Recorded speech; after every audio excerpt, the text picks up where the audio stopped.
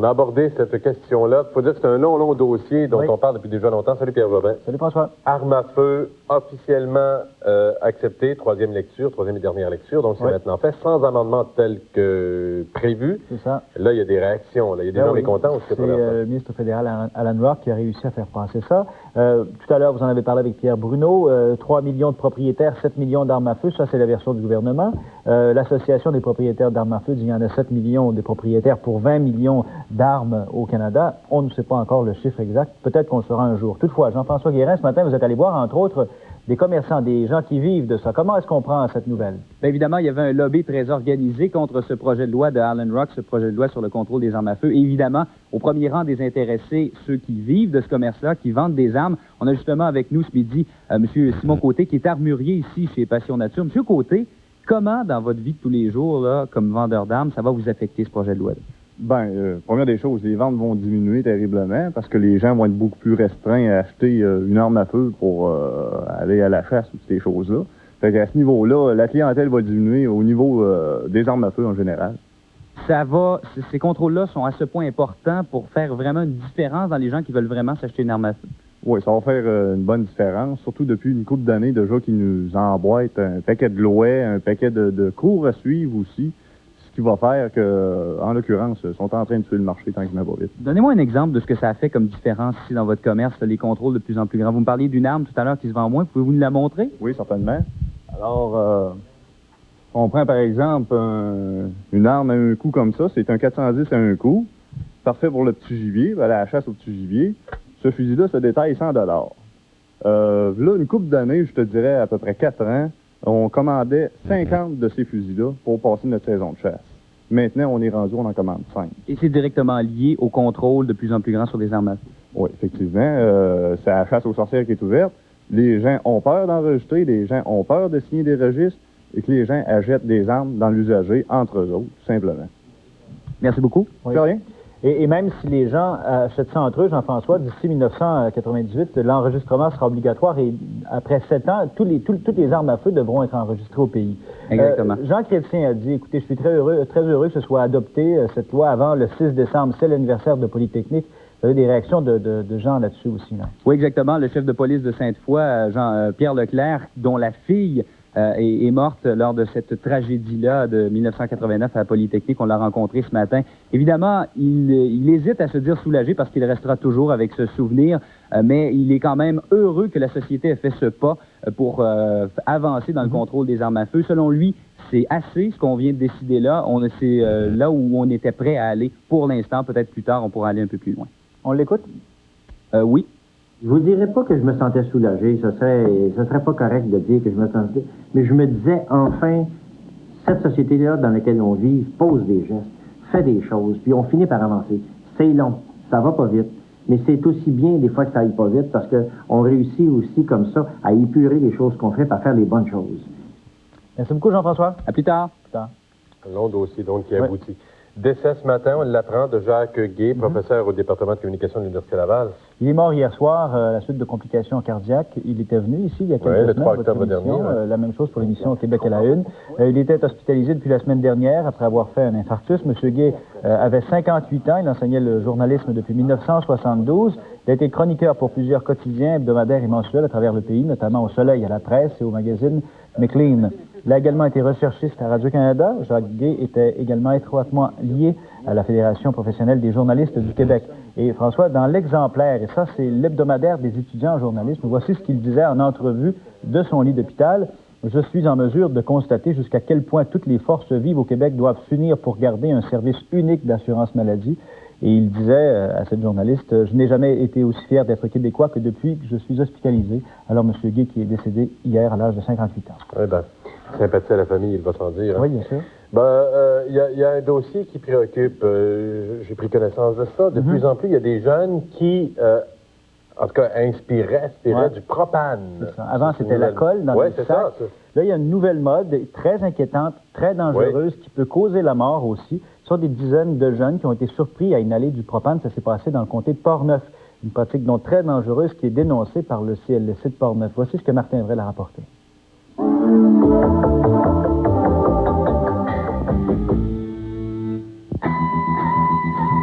votre bonbonne de gaz propane s'est vidée plus rapidement que prévu, posez-vous des questions. Peut-être y a-t-il une fuite, peut-être que non. Cet été, dans Port-Neuf, plusieurs bonbonnes de gaz propane sont disparues sans qu'on puisse expliquer pourquoi. Jamais on n'aurait pu s'imaginer que le gaz a servi de drogue à des adolescents audacieux. Est-ce que vous connaissez des gens qui en ont inhalé du gaz propane? Oui, pas mal. J'aurais pas de nom, là, j'en connais pas mal. Non? Non. Est-ce qu'il y en a ici? Ah. Y'en a-tu? Personne? mais je n'aime pas de nom. Non? Pourquoi? Pas? Confidentiel? Moi, j'en connais d'autres qui ont continué à en prendre, là, sauf que je n'aimerais pas de nom. Oui. Ils continuent encore? Oui. Est-ce que tu leur as dit? Ça n'a pas de bon sens? Non, pas vraiment, non. Ils font pas ce qu'ils veulent. Ah oui? Mais pas de ça. Non, s'ils veulent se détruire les cellules, moi, c'est pas mon problème.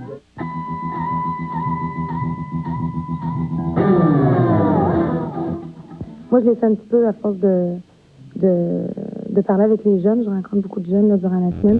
Puis c'est des jeunes qui sont venus me voir en disant il y a des gens qui ont pris du gaz propane, qu'est-ce que ça peut faire? C'est dangereux.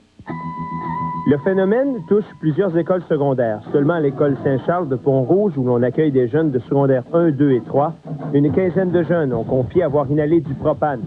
Le gaz a la propriété de prendre la place de l'oxygène dans le corps, ce qui laisse le jeune dans un état euphorique, semblable à celui d'une consommation d'alcool abusive. Mais une consommation prolongée change le plaisir en cauchemar. C'est comme prendre un 3-4 bières, là, puis de se sentir euphorique, puis de rire et de chanter, et d'être étourdi, puis de se sentir bien. C'est les premiers symptômes. Mais si on continue, ben, c'est la même chose que l'alcool. Les nausées, le mal de cœur, les étourdissements, les maux de tête, éventuellement, si vous en prenez trop, c'est le coma, c'est les convulsions et le décès. Le propane est aussi un dangereux explosif. La moindre étincelle peut faire des ravages. Le CLSC de Port-Neuf a tenu à sensibiliser toute la population aux dangers liés à l'inhalation de propane, surtout qu'il est très facile de s'en procurer, quel que soit votre âge. Vous savez, une bonbonne de propane, c'est accessible dans à peu près toutes les maisons. De l'essence, c'est un peu la même chose. Et les jeunes y vont de toutes sortes d'expériences, souvent parce que le produit est disponible. Mais ils ne se posent pas la question si c'est dangereux ou pas dangereux. Ils sont sur le phénomène de plaisir, le phénomène d'expérimentation. Et c'est à ça qu'il faut être sensible. Ça, c'est vraiment grave, ça. Tu peux virer fou d'un jour au lendemain. Ça te fait des mots de tête, qu'est-ce que j'ai entendu dire, là? Okay. Tellement mal, là, que c'est fini là. Non seulement l'inhalation de gaz propane sous pression peut causer de graves dommages irréversibles au cerveau, mais aussi ce qu'on ne dit pas dans ce communiqué, c'est que dans certains cas, elle peut entraîner une mort instantanée. Martin Evrel, TVA, dans Port-Neuf. Très dangereux, il ne faut pas jouer avec ça. Non, inquiétant. Fusion de municipalité, c'est un dossier qui refait surface. Oui, c'est le ministre des Affaires municipales, Guy Chevrette, qui en a parlé hier lors de l'émission de Jean-Luc Mongrain.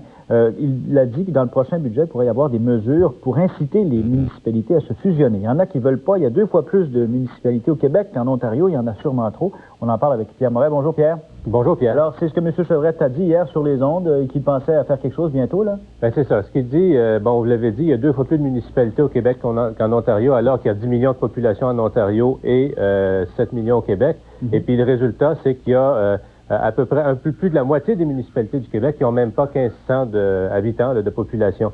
Il dit, en période de décentralisation où on essaie d'envoyer des pouvoirs à des municipalités qui ont besoin d'être plus grosses pour être capables de donner ces services-là, en période aussi où l'économie est chancelante, il dit pourquoi, il dit on ne partagerait pas les services, puis il va au-delà de ça, il dit pourquoi il ne faudrait pas fusionner, parce qu'il y a des municipalités qui n'ont vraiment pas la taille nécessaire et suffisante pour donner les services qu'on s'attend d'elles. Alors, au prochain budget, vous l'avez dit, il va effectivement y avoir des mesures incitatives là, pour inciter les municipalités à se fusionner. Ça fait longtemps qu'on en parle, il n'y a rien qui se fait parce que les maires, c'est leur chasse gardée un peu leur ville. Donc, M. Chevrette ne se fera pas d'amis nécessairement. Il ne se fera pas d'amis, c'est un peu comme mettre la main dans un panier de crabes. Là. Évidemment, il va prudemment, là, il parle de mesures incitatives, mais pour inciter fortement, il y a même le projet là, de faire une espèce de carte de regroupement potentiel qui devrait rendre public d'ici probablement au budget. On l'écoute là-dessus. Oui, pour provoquer véritablement une discussion de fond. Je vous ai dit qu'on n'avait pas le mandat de forcer par le pouvoir coercitif. On a vu ce que ça donnait à Bécomo-Autry, on s'en rappelle. Oui. Mais d'autre part, on ne peut plus, à cause des difficultés budgétaires, quand on voit le citoyen surtaxé, on ne peut plus, si on est responsable, ne pas faire réaliser aux citoyens que c'est par imagination puis par créativité. Parce que vous... Pierre, rapidement, ça ferait l'affaire du maire de Québec, Jean-Paul Lallier? Mais M. Lallier allait plus loin, lui demandait une date butoir, mais pour le moment, il n'y en est pas question chez M. Chevrette. Mais quand même, j'imagine que l'économie générale du propos de M. Chevrette va faire l'affaire de M. Lallier, oui. Merci, Pierre. Voilà. Début de semaine, Pierre, Saint-Urbain, dans Charlevoix, un meurtre, comparution de l'accusé, donc. Philippe Meyer, 20 ans de Montréal, il a comparu hier en fin de journée au palais de justice de la Malbaie. Il a été accusé de meurtre prémédité de Georges Girard, 50 ans, durant Saint-Jérôme à Saint-Urbain, en Charlevoix. Ce meurtre a été commis dans la nuit de lundi. Il devra comparaître à nouveau le 8 décembre prochain. Entre-temps, la Couronne doit déposer des accusations de vol contre le prévenu. Meyer, lors de son arrestation à Montréal, était en possession de la voiture, des armes et de certains effets personnels de la victime. Il est détenu pour l'instant à la prison de Québec.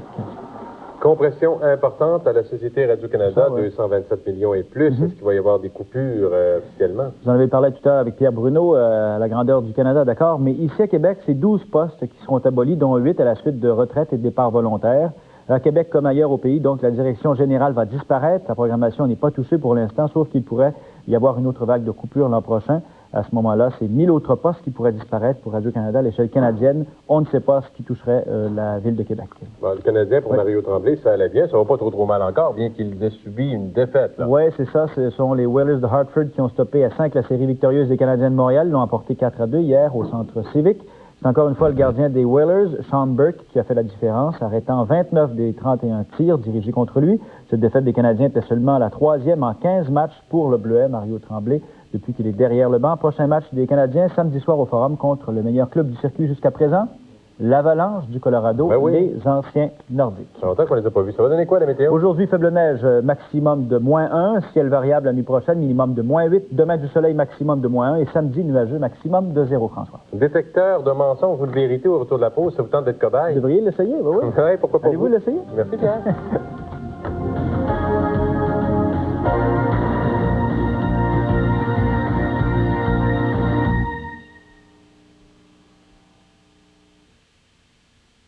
L'autre jour, j'ai passé 4 heures à l'urgence sur cette chaise-là.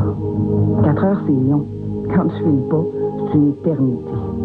Ça fait que quand le gouvernement dit qu'il veut réduire l'achalandage dans les urgences en dirigeant, selon leurs problèmes, le monde vers les cliniques médicales, les CLSC, ou en offrant aux personnes âgées des ressources à domicile, je suis pour.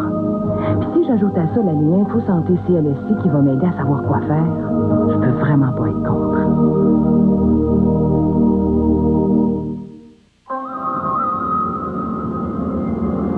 Pensez à votre plus positive expérience. Conduire la nouvelle Sunfire de Pontiac est une expérience unique. Imaginez, un moteur de 120 chevaux, 2 sacs gonflables, des freins ABS, et pour seulement 13 990 $, le Nirvana est à la portée de tous. Les concessionnaires Pontiac Buick GMC. La passion de conduire. N'est-il pas agréable de se sentir aussi en confiance, même durant les menstruations? La nouvelle serviette Stay Free Securiform vous protège d'une toute nouvelle façon. Les maxi ordinaires laissent un espace et cet espace peut causer une fuite. Mais la serviette Stay Free Securiform comble cet espace grâce à son centre légèrement bombé. Elle s'ajuste plus près de vous et vous assure une protection sans pareil. Essayez les nouvelles serviettes Stay Free Securiform. Plus de soucis, juste de la protection. Je suis le meilleur! Je suis le plus gros! Je suis plus vite! Intermax, c'est un travail d'équipe! Vous êtes mon gros trio. Grâce à vous, les clients peuvent économiser 3 fois 20 20 sur chaque appel aux 3 numéros qui accumulent le plus de frais durant le mois. Puis ça, les gars, c'est partout! Partout! Partout! Au Canada, puis aux États-Unis! Pour en savoir plus sur le gros trio Intermax, appelez-nous. On va donner notre 100%! Les gars, j'ai dit 3 fois 20. Futurs mariés, vous êtes tous invités au Salon de la mariée de Québec dimanche le 26 novembre de 10h à 22h au centre de réception Laurentien. Tout pour votre mariage. 51 exposants, super défilé continuel du designer Michel Baudrin, les finalistes du campus Notre-Dame de Foix, la boutique Licia, Cardi et Classy. Et vous courez la chance de gagner votre mariage. Dimanche 26 novembre, c'est le Salon de la mariée de Québec au centre de réception Laurentien, 2450 de la Concorde, boulevard Laurentien, sortie des Cèdres. C'est fou, hein, comme au Québec, on fait différent des Américains. Nous autres, les boulettes congelées, on n'en veut pas. Et c'est parce qu'on est vraiment d'ici qu'Ashton a décidé d'être encore plus différent, en devenant le premier resto rapide à toujours vous offrir de manger dans une assiette avec 4 nouvelles assiettes garnies à partir de 2,99. Parce qu'il me semble que quand on va au resto, C'est le fun, des fois, de pas toujours être obligé de manger avec nos mains. Essayez donc l'assiette pain de viande double.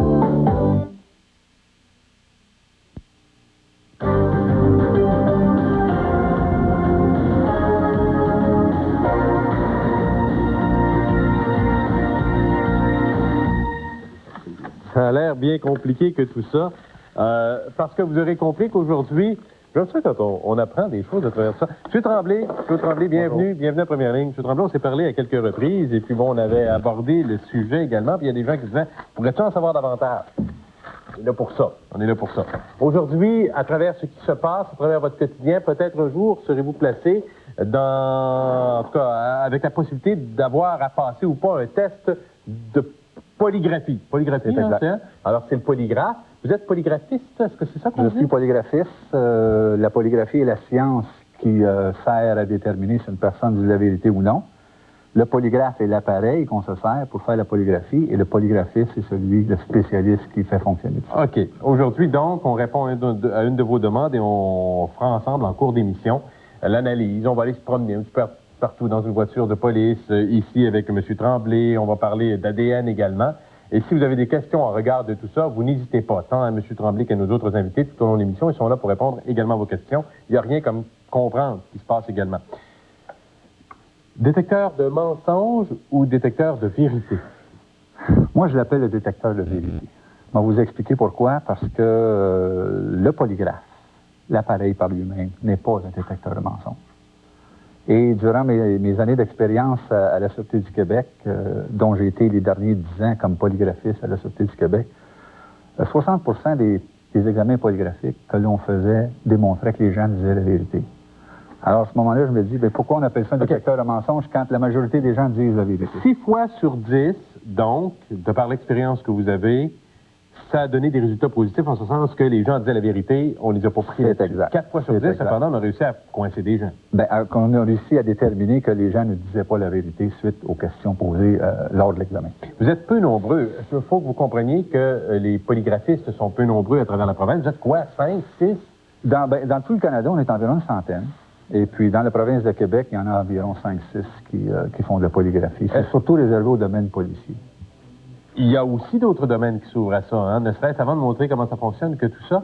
On me parle beaucoup de polygraphie utilisée maintenant par les compagnies d'assurance ou des choses du genre. C'est un marché qui s'ouvre, c'est exact. Ce qu'on fait, c'est qu'on utilise des polygraphistes pour, pas seulement dans le domaine policier, mais dans le domaine de l'assurance, dans le domaine des enquêtes privées, ou dans le domaine des compagnies où on a des problèmes de disparition de marchandises ou ces choses-là, où on va faire affaire, on va demander les services d'un polygraphiste à ce moment-là. Confronter un employé, par exemple, s'il y a de la marchandise qui disparaît ou etc. C'est exact. Mais la loi vous régit aussi. Vous n'avez pas le droit de m'obliger à passer un test. Non, ça c'est volontaire. Il n'y a personne qui est obligé de passer un examen polygraphique. Pourquoi ça ne peut pas devenir obligatoire? Je ne sais pas. Est-ce que c'est parce qu'on l'appareil, on ne peut pas y faire entièrement confiance? Est-ce que non, c'est que il y a l'affaire des droits dans la charte, c'est exact. On ne peut pas forcer personne à passer un examen polygraphique.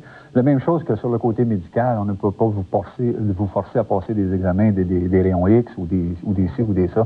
C'est sur une base volontaire. C'est la même chose pour la polygraphie. Okay. Surtout que ça pourrait vous impliquer à un moment donné suite à un test polygraphique. Alors là, on parle de droit de loi ou ainsi de suite. Pas reconnu en cours. Le résultat du test n'est pas admissible en preuve à la cour. Parce que c'est pas assez efficace? Bien, parce que c'est pas... On va dire que c'est pas une science exacte à 100%, mais c'est pas nécessairement une raison. Il y a beaucoup de sciences qui ne sont pas exactes à 100% et qui sont admissibles à la cour. Je pense à la psychologie, la psychiatrie. Maintenant, c'est surtout la façon que le système judiciaire fonctionne aujourd'hui. C'est qu'on a un système judiciaire où on a un juge ou on a un jury qui est là pour déterminer si une personne est coupable ou non d'un acte criminel. Alors, on ne va pas se servir d'un appareil c'est elle qui va déterminer la culpabilité. Pas substituer la machine à l'humain. C'est exact. C'est pas... Puis si on accepte le résultat du test en preuve à la cour, ça pourrait peut-être aussi porter ou forcer des jurys à dire, bien, vu qu'il n'a pas réussi son examen polygraphique, donc il est coupable. Parce que ça ne révèle pas le degré d'implication dans un crime donné. C'est exact. La seule chose que ça dit, c'est que la personne dit la vérité ou ne dit pas la vérité à certaines questions. OK. On va regarder la machine. Ben, il y a un paquet de trucs qui ont été sortis. On va prendre le temps d'examiner ça. Je vais tasser un petit peu le verre d'eau, si vous le permettez. Parfait. OK, on va mettre ça ici. Voilà une machine, un polygraphe conventionnel. Le même depuis de nombreuses années. Est-ce que ça a beaucoup évolué? C'était tout ça au départ? L'histoire, c'est pas tellement compliqué. Si on recule dans le temps, on s'aperçoit que depuis que le monde existe à peu près, on essaie de toutes sortes de façons de déterminer si les gens disent la vérité ou non. Si on recule dans le passé, il y a des endroits où, en Chine, on faisait mâcher du riz à nos suspects. Et puis, à ce moment-là, c'est qu'on s'apercevait qu'il y avait des changements physiologiques lorsque les gens racontaient des mensonges, parce que la peur de se faire attraper à raconter un mensonge cause des réactions physiologiques. Alors, on s'est aperçu en Chine que si on faisait mâcher du riz à nos suspects, et puis qu'après, on vérifiait le riz de ces gens-là, la personne qui avait commis le crime ou qui était coupable, à ce moment-là, elle avait peur de se faire attraper, et les glandes qui fabriquent la salive ne fonctionnaient plus, alors son riz, à elle, était sec, tandis que le riz des autres était mâché par la salive, était à ce moment-là humide ou mouillé. Eh bien. En Inde, on a utilisé un petit peu plus de psychologie, c'est qu'on avait une âme sacrée, qu'on mettait dans une tente pas trop éclairée, avec une entrée et une sortie. Et ce qu'on faisait, c'est qu'on prenait tous nos coupables et on les faisait passer dans la tente, un par un, et on lui disait à ce moment-là de tirer sur la queue de l'âme, et que vu que c'est un âme sacrée, à ce moment-là, elle brailerait pour dire que le coupable, c'est lui qui tire la queue de l'âme. Alors, ce qu'on faisait, c'est qu'on mettait le suie sur la queue de l'âme, et quand les gens sortaient de la tente, on lui vérifiait les mains, et celui qui avait les mains blanches, c'était le coupable, parce que lui, il avait de crainte d'être pris à ne pas dire la vérité. OK. Alors, à la fin du 19e siècle, il y a un recherchiste italien du nom de Lombroso qui s'est aperçu que lorsqu'on avait une crainte, lorsqu'on avait peur, soit qu'on avait peur physiquement de quelque chose ou qu'on avait peur d'être décidé à être pris, à avoir fait quelque chose, on avait des changements physiologiques qui se passaient. Et lui a réussi à enregistrer à ce moment-là, à la fin du 19e siècle, le cycle respiratoire d'une personne et la pression artérielle d'une personne, pour démontrer les changements qui se passaient à ce moment-là. Et en 1921, on a déjà construit un polygraphe qui enregistrait à ce moment-là le rythme cardiaque, qui enregistrait les